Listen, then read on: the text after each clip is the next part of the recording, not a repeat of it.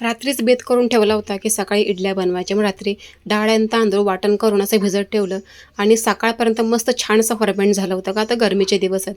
गरमीच्या दिवसांमध्ये इडलीचं पीठ खूप छान फुलतं आणि अर्धाच टोप होतं हे बघा अर्ध्याच्या वर आले. चला आता मीठ पण घालून घेऊया, कारण अगोदर काहीही घातलेलं नव्हतं. आणि सकाळची वेळेत चिमूला काय माहिती नाही आहे, जियालाही माहिती नाही आहे की इडलीचं पीठ मी फर्मेंट करायला ठेवलेलं आहे. सांगितलं ना की त्यांना अजिबात दम निघत नाही, तर खूप घाई गडबड करतात.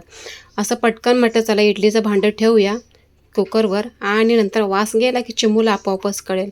पण नंतर काय झालं तुम्हाला काय सांगू, एकदमच अचानक चक्कर यायला लागली आणि तब्येत डाऊनच झाली. बहुतेक पित्त झालेलं आहे असं जाणवलं. खूप वर्ष झाली मला हा त्रास झालाच नव्हता. जेव्हा जेव्हा मला पित्त होतं ना, मला उभंही राहता येत नाही की बसतासुद्धा येत नाही. बसायला गेलं तरी त्रास होतो. मग जियाने काय केलं, जे मी इडली ठेवली होती शिजवायला, ते थंड झाल्यानंतर जियाने स्वतः ते इडल्या काढल्या आणि त्यांनी नाश्ता केला. सकाळी चहासुद्धा नाही बनवला. मग दुपारी उठून थोडंसं बरं वाटलं, कारण 5-6 वेळा उलट्या झाल्या. मग बरं वाटल्यानंतर सकाळच्या ज्या इडल्या होत्या त्या सगळ्या परत वाफवून घेतल्या दुपारी. वाफवून घेतल्यानंतर म्हटलं आता चटणीला नारळसुद्धा आणायला बाहेर मी गेलेले नव्हते. आता काय करणार झटकेपट, भूक तर लागलेली आहे मुलांना. आणि मी सुद्धा सकाळपासून चहा पाणी काही ना दुपारी 2 वाजेपर्यंत काहीच घेतलेलं नव्हतं आणि ते उलट्या करून अजून जीव नुसता बेजार झाला होता. त्यामुळे पटकन चला इडलीला फोडणी देऊया, थोडी तोंडाला चव आली म्हणजे बस. आणि जिया आणि चिमूसुद्धा म्हणाले की इट्स ओके मम्मी, कारण त्यांनाही फ्राय इडली आवडते. मग पटकन तडका मारायला घेतला, तेल घातलं, त्यामध्ये जिरे मोहरी घातलं, मिरची कढीपत्ता, दुसरं काही नाही, हळद मीठच घातलं.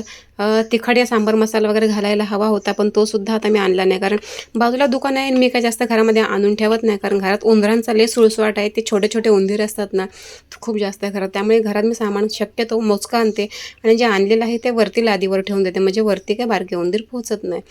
तर म्हटलं चला पटकन असं करून घेऊया. आता दुपारपर्यंत तरी मला बरं वाटतंय की नाही हे शक्यताच नव्हती मला. अजूनही थोडंसं वीकच वाटते. काय हा पित्ताचा त्रास खरंच डेंजर आहे. काही जणांना तर अंगावर फोडे असे ते गांद्या उठतात, काही जणांचं डोकं दुखतं. मला नेहमी पित्त असं काय झालं का पूर्ण चक्कर येते आणि चक्कर येते, मळमळतं आणि सरळ उलट्या होतात. आणि उलट्या तुम्हाला बाबा तोंडाचं पूर्ण ना टेस्टच बदलून जाते कमाल. मला आता दुपारचे 3 वाजलेत आणि खूप त्रास होतोय आणि मला ते फिलिंग होतं. खरं पूर्ण उलटी निघून गेली ना, मग मला औषधंही घ्यायची गरज पडत नाही, कारण काही जणांना गोळ्या औषधं घ्यावी लागतात, तसं नाही. पण बघूया अजून संध्याकाळपर्यंत बरं वाटलं तर बरं, खरं चांगलंच आहे, नाहीतर डॉक्टरकडे पळायला लागलं, कारण पाणीसुद्धा प्यायलं तरी उलटी होते. आता ही इडली बनवली खरं फ्राय मी, खाऊन बघते, खाल्ल्यानंतर समजेल मला आता कसं वाटते. जिया चिमूसुद्धा खूप आतुरतेने वाट बघत होते. आता मिस्टर पण कामावरून येतील, आता त्यांना पण चटणी काही मी खोबऱ्याची केली नाही. आता त्या काय माहिती खातात की नाही, जर बोलले आण खोबरं तर मग नारळ तर नारळ आणावं लागेल, चटणी बनवावी लागेल. चला खाऊन घेऊया. भेटू उद्याच्या ब्लॉगमध्ये. Bye bye.